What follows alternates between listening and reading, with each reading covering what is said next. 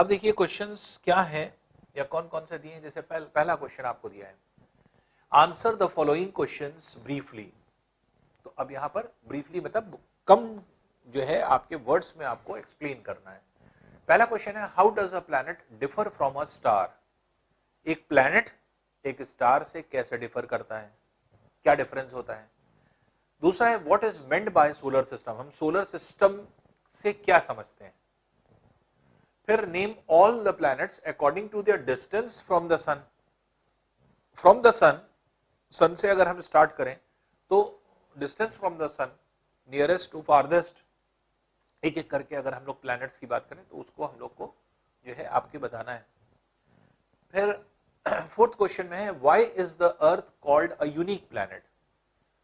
सारे प्लैनेट्स में अर्थ यूनिक क्यों है, क्या रीजन है, कौन सी ऐसी यूनिकनेस है, कौन सी ऐसी चीज। यूनिक के मतलब क्या होता है ऐसी क्वालिटी जो दूसरे के पास ना हो। ऐसी कौन सी अर्थ के पास क्वालिटी है जो दूसरे प्लैनेट्स में नहीं है, वही चीज जो है इसको यूनिक बनाता है। उसी तरह से फिफ्थ क्वेश्चन में आपके है, why do we see only one side of the moon always. हम चांद का एक ही हिस्सा क्यों देख पाते हैं, हमने आपको बताया था ये जो है आपके जब हम पढ़ा रहे थे। और फिर what is the universe, universe क्या है, ये ब्रीफ क्वेश्चन आंसर फॉर्म में है। फिर छोटे छोटे क्वेश्चंस हैं जो कि आपके जो है आपके ऑब्जेक्टिव टाइप है। क्वेश्चंस दिए हैं, तीन ऑप्शंस दिए हैं, तीन ऑप्शन में एक सही है दो गलत है, आपको सही आंसर देखना है, टिक द करेक्ट आंसर।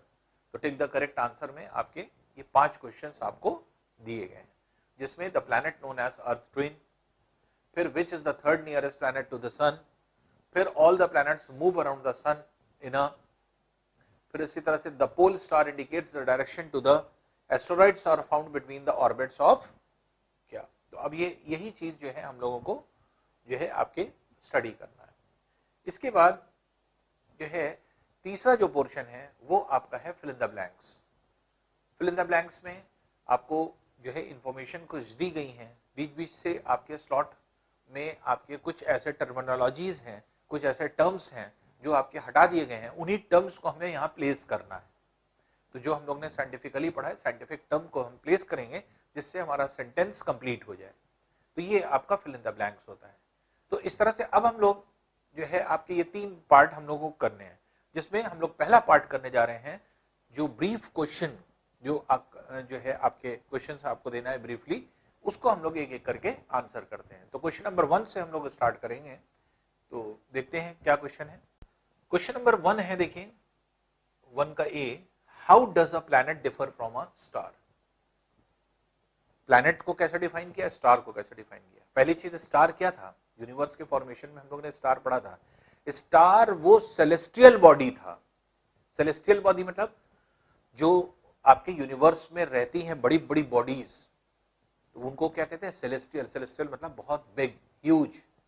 तो सेलेस्टियल बॉडीज जो कि यूनिवर्स में होती हैं, तो ह्यूज यूनिवर्स बॉडी को सेलेस्टियल कहते हैं। तो सेलेस्टियल बॉडी एक ऐसी सेलेस्टियल बॉडी जिसके पास खुद की एनर्जी हो। एनर्जी कौन सी, हीट एंड लाइट।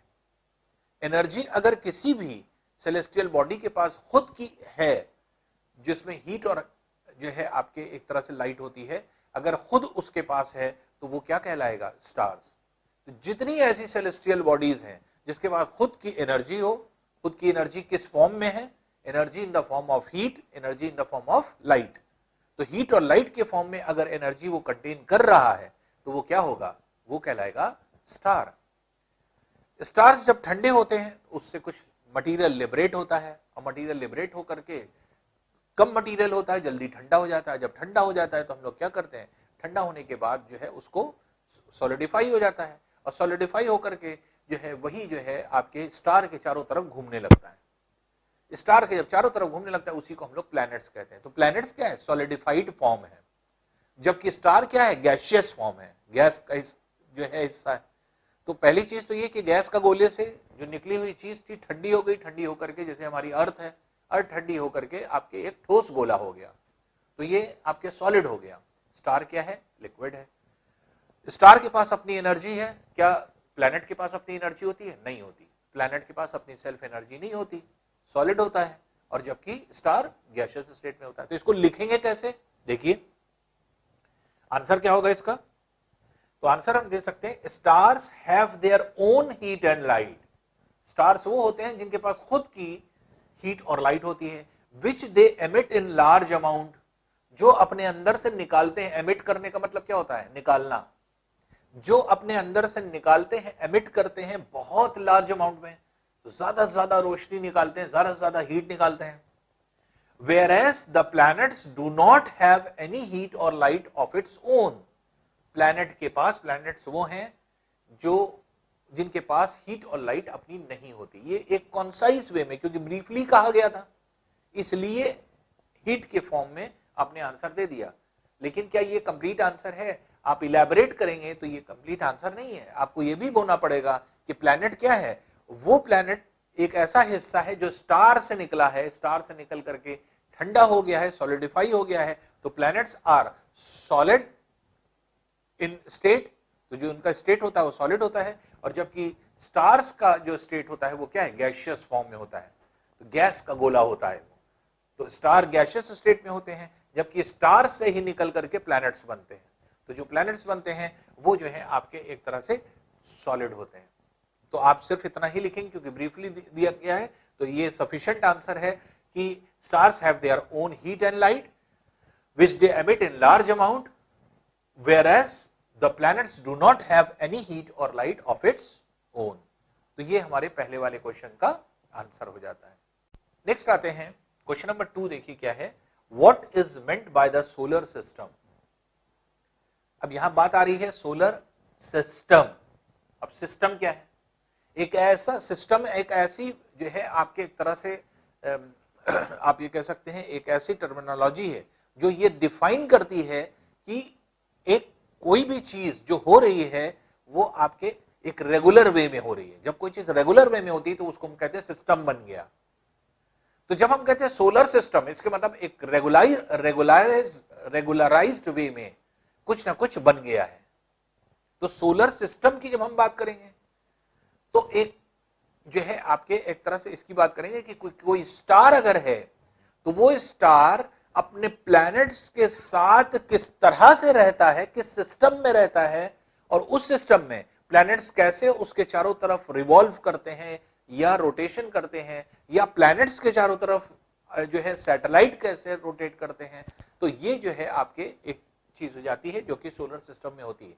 तो सोलर सिस्टम में एक तरह से सोलर फैमिली आती है, और सोलर फैमिली का हेड कौन होता है? सन होता है, क्योंकि सन ही ने ही प्लैनेट्स को पैदा किया है। सन क्या है?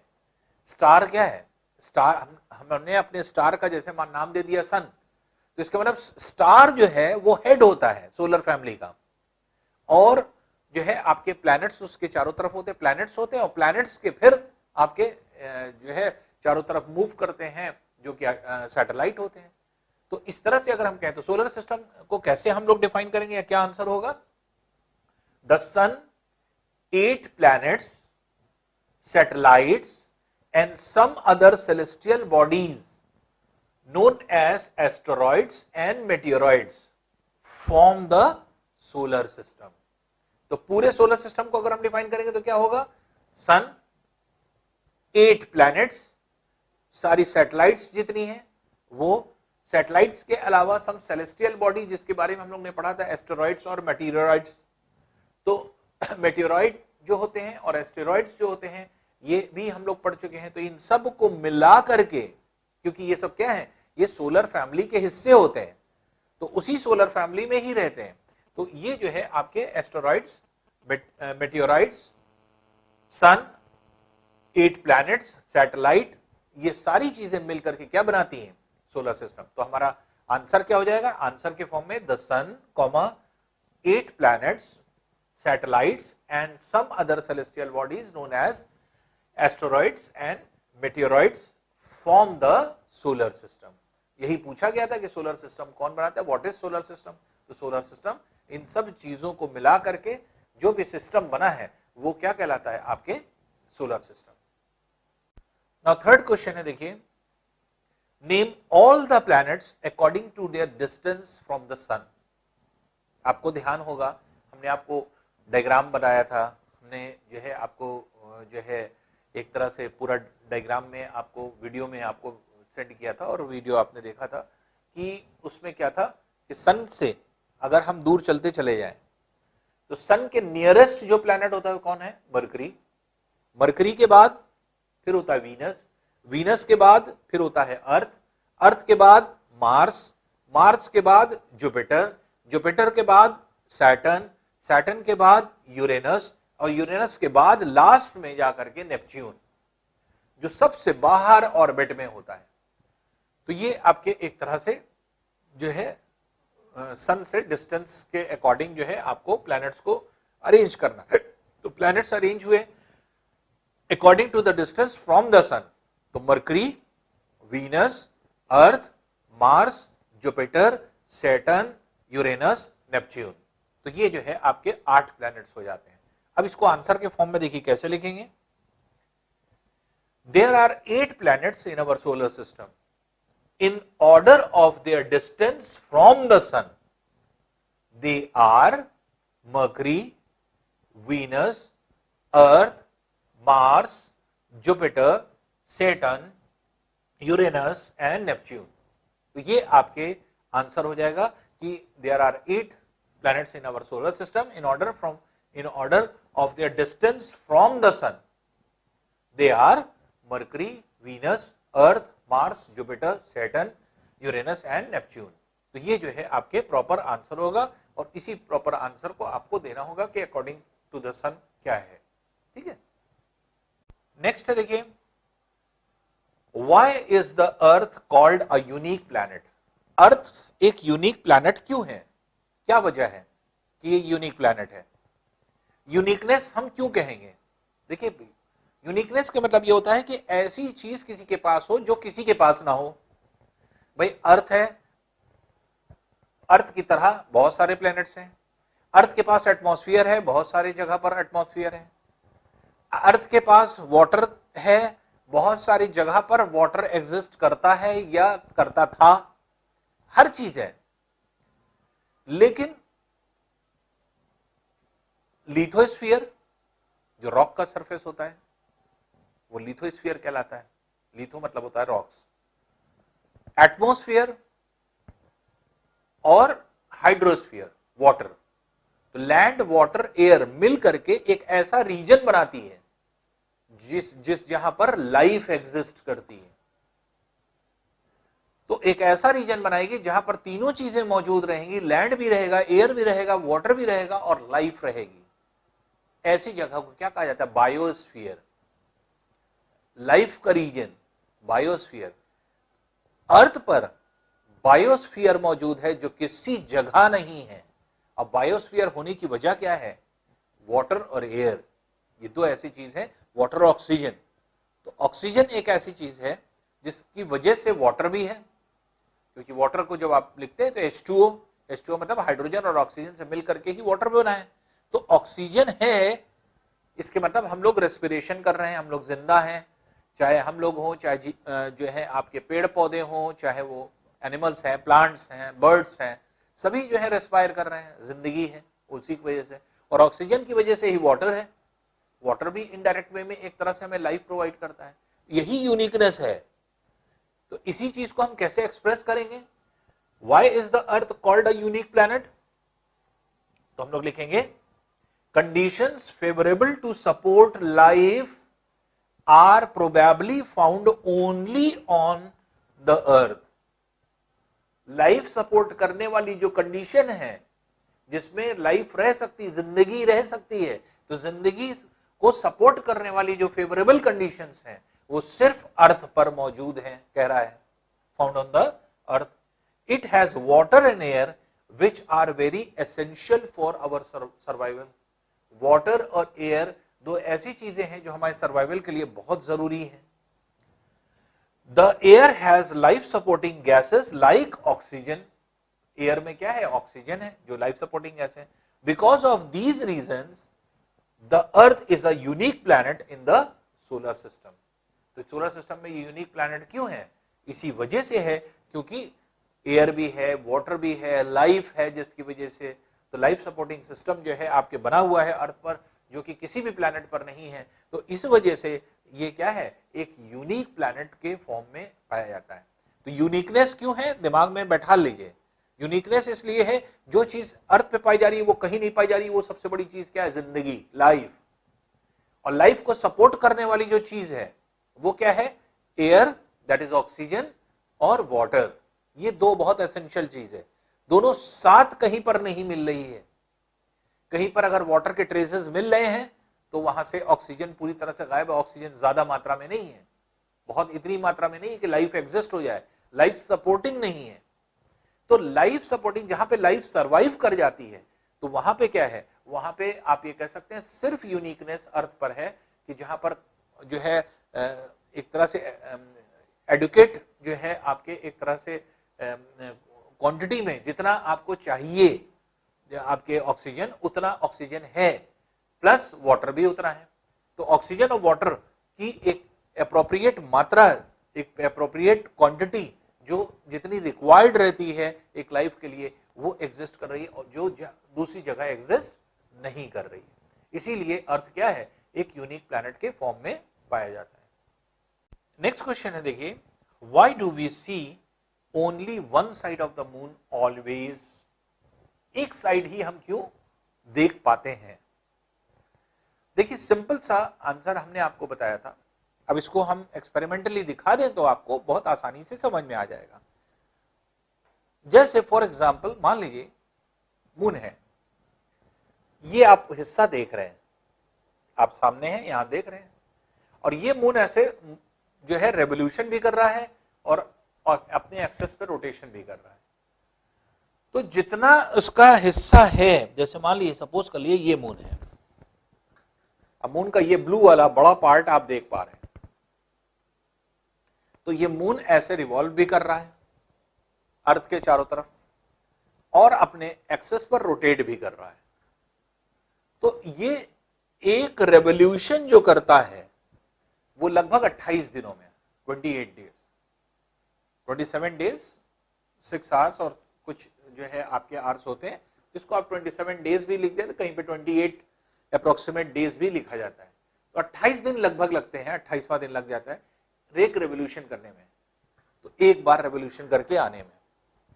तो इसका मतलब कि 28 दिन बाद ये फिर वहीं पहुंच जाएगा, और लगभग 29 दिन लगता है इसको एक रोटेशन करने में। तो 28 दिन बाद जब ये यहां पहुंचा तो यही वाला हिस्सा यहां पर 29वें दिन यहां पर पहुंच गया आपके इस तरह से रोटेट करके। तो रेवोल्यूशन का जो टाइम है इसका और रोटेशन का जो टाइम है वो सेम है लगभग, इसीलिए एक ही हिस्सा जो आप देखते हैं मून का वही देख पाते हैं, पीछे वाला कभी नहीं देख पाएंगे। तो जो हिस्सा आपको दिख रहा है वही हमेशा दिखाई पड़ेगा। क्यों? क्योंकि जितनी देर में, जितनी दूर ये घूम करके यहां पर आता है, उतनी ही देर में ये इस तरह से आपके रोटेशन भी कर रहा है, रोटेशन करके वही हिस्सा आपके सामने फिर आ गया। तो रोटेशन का टाइम और रेवोल्यूशन का टाइम सिमिलर है, सेम है, और यही रीजन है, इसी रीजन की वजह से जो है आपके एक तरह से कहा जाए तो हम मून का एक ही फेस देख पाते हैं, एक ही जो है चेहरा देख पाते हैं, एक ही हिस्सा देख पाते हैं। तो यही आपके क्वेश्चन है। अब इसका आंसर देखिए कैसे देते हैं। आंसर कैसे देंगे? The moon moves around the earth in about 27 days. 27 यहां लिख दिया है, कहीं कहीं 28 भी लिखा जाता है, क्योंकि 27 दिन 6 घंटे और इस तरह के जो टोटल जो है आपका समय रहता है। तो लगभग 27 या 28 दिन लगते हैं इसको पूरा एक रेवोल्यूशन पूरा करने में। मूव्स अराउंड द अर्थ, तो ये रेवोल्यूशन हुआ। रेवोल्यूशन किसको कहते हैं? किसी के सेंटर के चारों तरफ मूव करना, रेवोल्यूशन, और अपने एक्सेस पे मूव करना, रोटेशन। तो रेवोल्यूशन करने में लगभग 27 दिन लगते हैं। It takes exactly the time, same time to complete one spin. तो लगभग एक स्पिन करने में लगभग 29 दिन लग जाते हैं। As a result, only one side of the moon is visible to us on the earth. तो ये लिखने में आपको समझ में नहीं आएगा, जैसे अभी हमने डायग्राम में आपको समझाया है कि कोई भी हिस्सा है, ये आप देख रहे हैं, ये एक रेवोल्यूशन भी करेगा और इसी टाइम ये ऐसे भी घूम रहा है। और इस तरह से घूम करके जब ये हिस्सा ये यहां सामने फिर आ जाएगा वहीं पर, तो जितनी देर में एक रेवोल्यूशन करेगा उतनी देर में एक बार ये रोटेशन भी कर लेगा, तो वही हिस्सा वहीं पर उसी टाइम फिर आ जाएगा। तो इसीलिए आपको हमेशा एक ही साइड मून का दिखता है, दूसरा साइड कभी नहीं दिखता।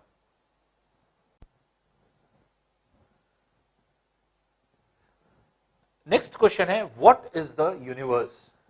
यूनिवर्स क्या है? स्टार्टिंग हम लोगों ने पढ़ा था यूनिवर्स क्या है। यूनिवर्स जो है आपके millions and billions of stars से मिलकर के बना है, और ये स्टार्स जो है कलेक्टिवली कैसे बनते हैं या किस तरह से बनाते हैं?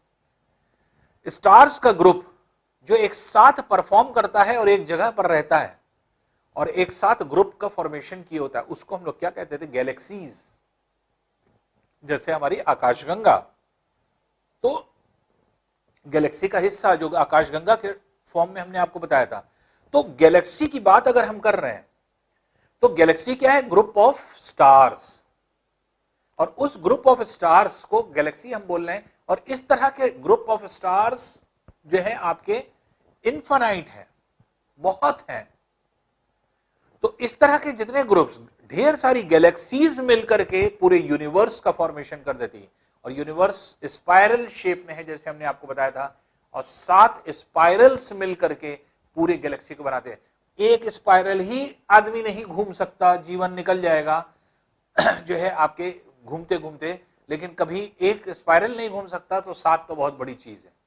तो इसलिए जो आपकी डिस्टेंस है, आपके कहें कि यूनिवर्स इतना बड़ा है कि जितना आप कभी चलते रहिए, आदमी कोई जिंदगी भर चलता रहे और हजारों साल चले, जितनी तेज स्पीड हो सकती है उतनी तेज स्पीड से चले, तब भी जो है आपके एक तरह से यूनिवर्स नहीं जो है आपके ट्रैवल कर सकता। अब इतना समझ लीजिए यूनिवर्स के बारे में वैज्ञानिकों ने, साइंटिस्ट ने क्या कहा है? इस लाइट की स्पीड जो होती है 3 लाख किलोमीटर प्रति सेकंड होती है, तो 3 लाख मीटर पर सेकंड के हिसाब से जो है आपके चलती है। तो 3 लाख मीटर पर सेकंड की स्पीड से चल रही है, एक सेकंड में 3 लाख मीटर चल जाती है। और लाइट अगर एक जगह से चली है यूनिवर्स के, तो दूसरे एंड पर पहुंचने, मतलब पूरा यूनिवर्स खत्म हो जाएगा तो दूसरे एंड पे तब तक नहीं पहुंच पाएगी। इतना बड़ा यूनिवर्स है जितना आप सोच नहीं सकते। तो यूनिवर्स क्या है? ग्रुप ऑफ गैलेक्सीज, गैलेक्सियों के ग्रुप से मिलकर के जो billions and billions of stars हैं, वो जो है मिलकर के यूनिवर्स को फॉर्म करते हैं। अब इसको लिखेंगे कैसे? A galaxy is a huge system of billions of stars, huge system है बिलियंस ऑफ स्टार्स का, and clouds of dust and gases, dust और गैसेस का एक जो है आपके एक तरह से क्लाउड है। There are millions of such galaxies that make the universe. तो इस तरह की millions and millions of galaxies होती हैं। एक गैलेक्सी अपने आप में बहुत बड़ी है, क्योंकि एक गैलेक्सी में millions and millions of stars होते हैं। तो एक गैलेक्सी बहुत बड़ी है, इस तरह की मिलियंस गैलेक्सी हैं। तो millions and millions of Galaxy हैं जो मिलकर के पूरे यूनिवर्स को बनाती हैं। तो आप सोच करके देखिए, आप सोच भी नहीं सकते कि इतनी बड़ी गैलेक्सी है। तो ये जो है आपके एक तरह से गैलेक्सी को जब हम डिफाइन करेंगे, तो a galaxy is a huge system of billions of stars and clouds of dust and gases.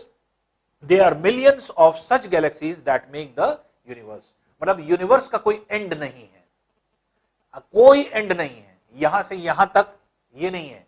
Universe पूरे में फैला हुआ है और उसका कोई एंड नहीं है। तो इतना बड़ा यूनिवर्स है, इसीलिए ह्यूज सिस्टम इसको कहा जाता है। बिलियंस ऑफ स्टार्स से मिलकर के ये बना हुआ है। तो ये इसका आंसर हो जाता है। अब देखिए क्वेश्चन नंबर 2 है। क्वेश्चन नंबर 2 में क्या है? Tick the correct answer. तो टिक द करेक्ट आंसर हम लोग देखिए कैसे करेंगे हैं या किस तरह से निकालेंगे। जैसे ए है, the planet known as earth's twin. Earth's twin किसको कहा गया? पृथ्वी का जुड़वा। जैसे जुड़वा बच्चे होते हैं, उसी तरह से जुड़वा प्लैनेट। तो जुड़वा प्लैनेट मतलब दोनों जैसे सिमिलैरिटी जिसमें हो। तो सिमिलैरिटी में सबसे ज्यादा सिमिलर अर्थ के जो है वो है आपका वीनस। तो वीनस जो है सबसे सिमिलर क्यों है? वजह क्या है? क्योंकि उसके साइज भी लगभग लगभग उतना ही है, उसमें जो एटमॉस्फेयर पाया जा रहा है और यहाँ पर भी एटमॉस्फेयर पाया जा रहा है वो भी सिमिलर है लगभग। जो रॉक स्ट्रक्चर पाए जाते हैं अर्थ के सरफेस पे वो लगभग सिमिलर है वीनस से। बहुत सारी चीजें मैच करती हैं अर्थ से। तो सबसे ज्यादा नियरेस्ट जो मैच करता है वो आपके वीनस है, इसीलिए पृथ्वी का जुड़वा कहा जाता है उसे। तो इसलिए इसमें क्या आंसर होगा?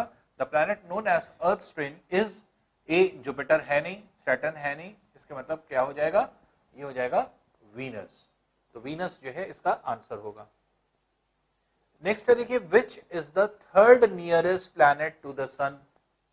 थर्ड नियरेस्ट प्लैनेट, तो अब सन से अगर हम थर्ड नियरेस्ट प्लैनेट देखें तो सन है, फिर इसके बाद मरकरी है, मरकरी के बाद वीनस है, वीनस के बाद अर्थ है। तो पहला मार्स हुआ, मरकरी हुआ, दूसरा वीनस, तीसरा अर्थ। तो थर्ड प्लेस पर कौन है? अर्थ है। तो which is the third nearest planet to the sun कह रहा है। तो क्या हो जाएगा इसका आंसर? That is earth. तो अर्थ जो है इसका आंसर हो जाएगा।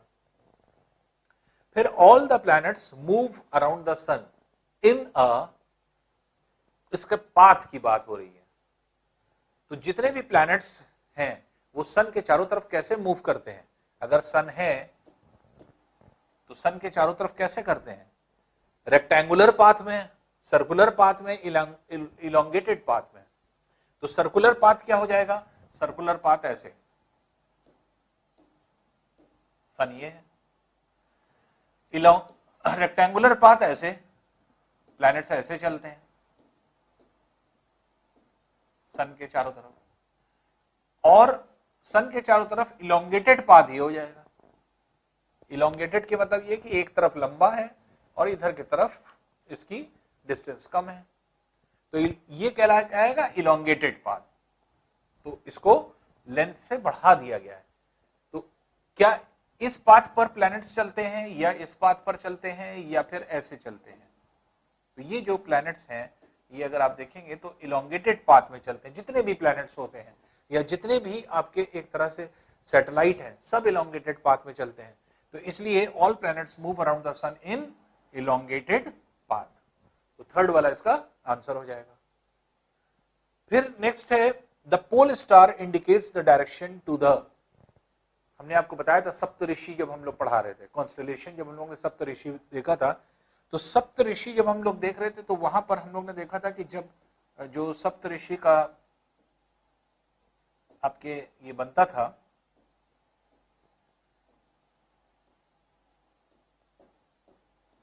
इस तरह से, तो ये दो स्टार्स को सामने से देखने पर एक स्टार नजर आता था। तो यहां से अगर हम लोग देखें सप्तऋषि के इन दो स्टार्स को मिलाकर के सीधे अगर हम लोग देखें तो एक स्टार नजर आता है और इसको कहा जाता था पोल स्टार। पोल स्टार क्यों कहा जाता है? क्योंकि ये नॉर्थ पोल से, अर्थ के नॉर्थ पोल से जब देखा जाता है तो नॉर्थ पोल की तरफ जो है आपके दिखाई पड़ता है। तो नॉर्थ पोल पे सर के ऊपर ऐसा दिखाई पड़ता है। तो इसलिए नॉर्थ पोल पर जाकर के सर के ऊपर ऐसे आप देख सकते हैं इसे, तो टुवर्ड्स द नॉर्थ। तो इसका डायरेक्शन क्या होता है? Towards the north. North direction में ही दिखाई पड़ता है। और जो है आपके, अगर आप किसी भी जगह से देख रहे हैं अर्थ के सरफेस से, अगर नॉर्थ पोल से देखेंगे तो नॉर्थ पोल पर खड़े होकर के आपको सर के ऊपर देखना पड़ेगा, और बाकी और किसी जगह पे खड़े होकर के देख रहे हैं अर्थ के ऊपर सरफेस में तो आपको इंक्लाइंड पाथ पर देखना पड़ेगा। लेकिन दिखेगा किस डायरेक्शन में? नॉर्थ डायरेक्शन में। तो यही चीज पूछ रहा है, the pole star indicates the direction to the, किस डायरेक्शन को इंडिकेट करता है? अगर पोलर स्टार इधर निकला है तो हम क्या कहेंगे? इधर कौन सा डायरेक्शन है? नॉर्थ। पोल स्टार अगर हमें इधर दिख रहा है तो इसके मतलब इधर है नॉर्थ। पोल स्टार अगर हमें इधर दिख रहा है तो इधर है जो है आपके नॉर्थ, और पोल स्टार अगर हमें इधर दिख रहा है तो इसका मतलब इधर है नॉर्थ। तो नॉर्थ डायरेक्शन में आपके ये दिखाई पड़ता है। तो इसलिए इसका आंसर क्या हो जाएगा? Second, that is north. इसी तरह से asteroids are found between the orbits. हमने आपको एस्टेरॉइड्स के बारे में बताया था और एस्टेरॉइड्स के लिए हम आपको इंडिकेट भी कर रहे थे, बता भी रहे थे कि एस्टेरॉइड्स क्या था। हमने आपको बताया था कि जो सन है, सन के चारों तरफ जो आपके मार्स है मूव कर रहा है और जुपिटर मूव कर रहा है। जुपिटर और मार्स के बीच में ढेर सारे पत्थर हैं जो ऐसे मूव कर रहे हैं, इनके पाथ के बीच में। ये जिस पाथ पर चलते हैं इस पाथ को कहा जाता है ऑर्बिट। तो मार्स का ऑर्बिट ये है, जुपिटर का ऑर्बिट ये है, और इसी के बीच में ढेर सारे जो है आपके पत्थर जो है आपके रिवॉल्व कर रहे हैं, जिनको एस्टेरॉइड्स कहा जाता है। तो एस्टेरॉइड्स, जैसे हमने आपको बताया भी था, एस्टेरॉइड्स कहां से निकले। पहले जो है आपके जो मार्स था वो कंपैरेटिवली ज्यादा बड़ा था, लेकिन जुपिटर क्योंकि बड़ा प्लैनेट है, जब गुजरता था खींच लेता था, इसके जो है सरफेस से पत्थर बाहर की तरफ खींच जाते थे, और वही खींच खींच करके कभी यहां मिला तो इधर खींच दिया, कभी यहां मिला दोनों प्लैनेट तो इधर खींच दिया। तो इस वजह से हर जगह पर इन दोनों के बीच में आपके एस्टेरॉइड्स मिलते हैं। तो asteroids are found between the orbits. किस ऑर्बिट के बीच में मिलेंगे, तो मार्स और जुपिटर के बीच में। तो मार्स और जुपिटर के बीच में ये जो है आपके मिलते हैं।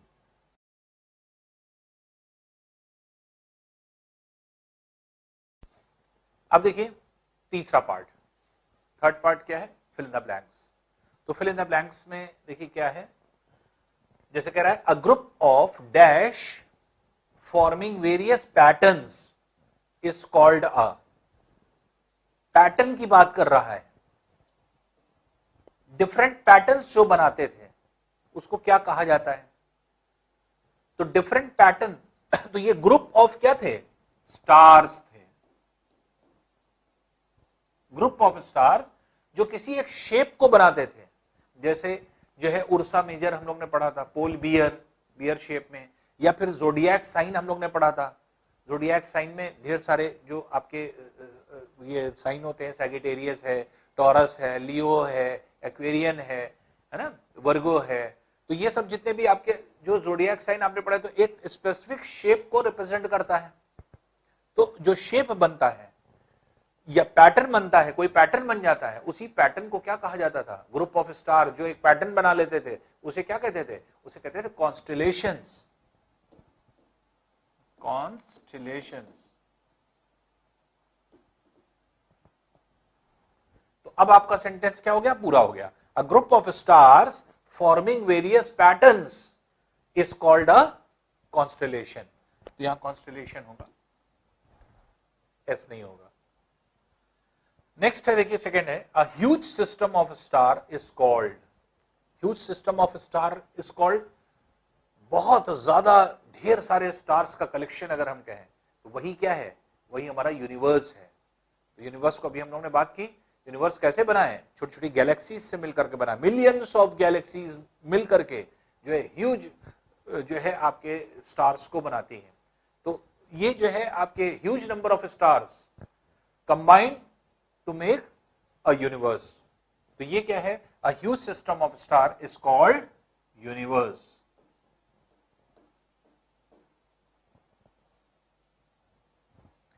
नेक्स्ट है देखिए dash is the closest celestial body to our earth. तो dash is the closest celestial body to our earth से सबसे नियरेस्ट कौन सी सेलेस्टियल बॉडी है। तो अर्थ से सबसे नियरेस्ट सेलेस्टियल बॉडी कौन सी है अगर हम कहेंगे तो देखिए अर्थ है। सेलेस्टियल बॉडी में जैसे आपके अर्थ है, इधर की तरफ क्या है, वीनस है, यहां पे क्या है, मरकरी है, यहां पर है मार्स, फिर है जुपिटर। तो अर्थ के नियरेस्ट कौन है, वीनस, सबसे नजदीक प्लैनेट्स में। प्लैनेट में अगर बात कहेगा तो वीनस हो जाएगा।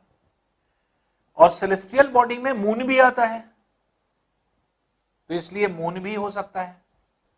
तो इसलिए सेलेस्टियल बॉडी में आपके वीनस से ज्यादा नजदीक मून है।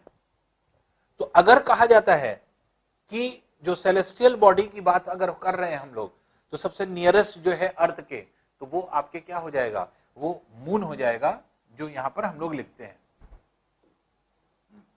अगर ये क्वेश्चन मान लीजिए कि आपके ऑब्जेक्टिव टाइप में आता और मून ऑप्शन ना होता, तो फिर ये एक्चुअल में होता क्या है कि ये जो आपके क्वेश्चन बनाए जाते हैं वो किस रेस्पेक्ट में बनाए जा रहे हैं ये देखना है। अगर प्लैनेट्स के रेस्पेक्ट में बनाए जा रहे हैं तो उसका आंसर क्या होगा, वीनस।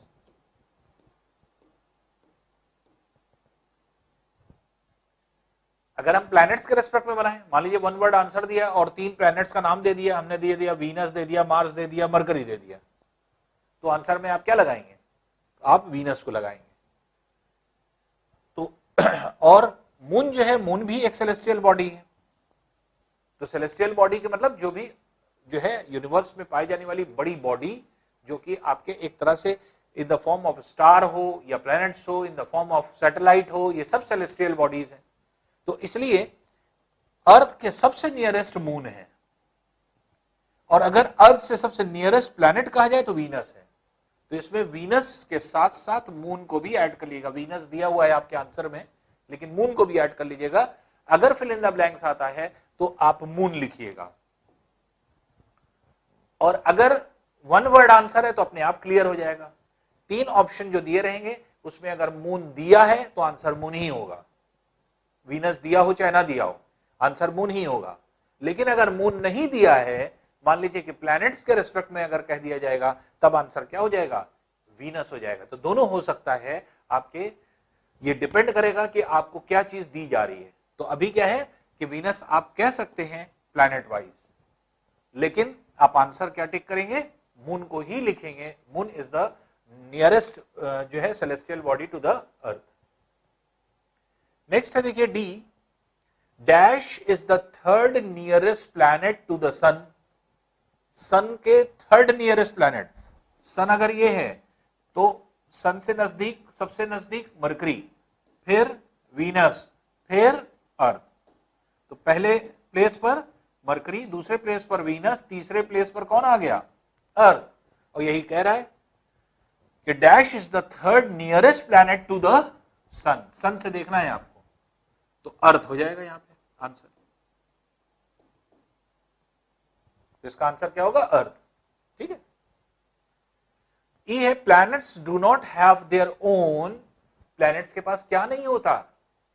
अभी हम लोग ने स्टार्टिंग में जो है एक क्वेश्चन किया था जिसमें यह चीज पूछी गई थी कि what is the difference between planet and stars. Stars के पास क्या होती थी, अपनी ओन एनर्जी होती थी in the form of heat and light, और प्लैनेट्स के पास वही नहीं होती है। तो प्लैनेट्स के पास नहीं होती, सॉलिड स्टेट में होता है वो, और जबकि स्टार्स के पास होती है जो कि गैसियस स्टेट में होता है। तो planets do not have their own, उनके पास अपनी खुद की क्या नहीं होती, एक तो हीट नहीं होती और दूसरी चीज लाइट नहीं होती। और ये हीट और लाइट ये किस पर डिपेंड करती है, सन पर। तो जितने प्लैनेट्स हैं उन सब पर आने वाली हीट हो चाहे लाइट हो, वो किस पर डिपेंड करेगी, सन पर। तो सन की हीट आती है, सन की लाइट आती है सारे प्लैनेट्स पर। तो प्लैनेट्स के पास अपनी हीट नहीं होती, अपनी लाइट नहीं होती, ये सन की हीट और लाइट को इस्तेमाल करता है, यूज करता है।